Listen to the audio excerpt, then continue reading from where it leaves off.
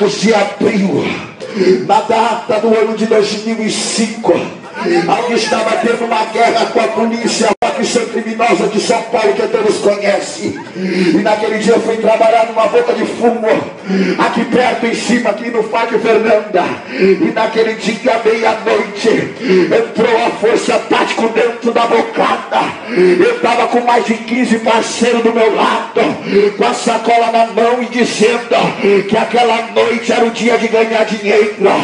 Me pegaram e os outros que estavam do meu lado, eu não sei o que aconteceu, todo mundo escapou. Me jogaram dentro do camburão da força tática. E um olhou para o lado e falou assim: olha, hoje nós saímos do batalhão com uma ordem, é para matar todos aqueles que têm passagem na justiça. Hoje é para eliminar quem é o 57, quem é o 12, quem é o homicida.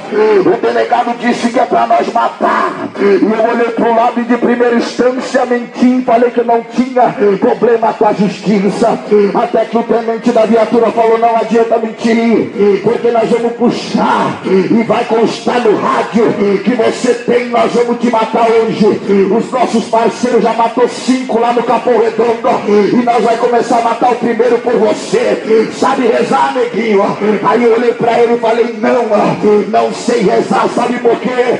Porque um dia meu pai falou que a oração ela tem poder. Aí ele olhou pra mim e falou: opa, era bandido até agora, já virou crente. Eu falei: não, eu quero te dizer, senhor policial, que se Deus não permitir, nenhum de vocês vai tirar minha vida. Me pegaram naquele dia, me torturaram 1 hora de surra, levaram pro Branca Flor, deram alguns tiros na minha orelha e me trouxeram de volta para esse lugar onde eu estou pregando aqui.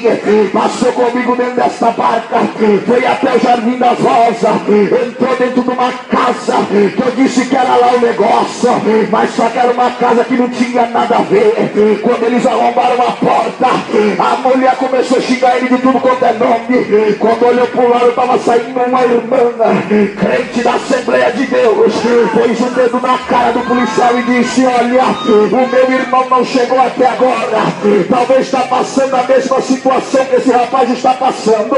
E eu quero te dizer algo: se ele amanhecer morto, eu já peguei o número da viatura, já peguei a placa, eu mesmo vou na corregedoria. O tenente olhou pro outro e falou: eu não sei, o santo dele é forte.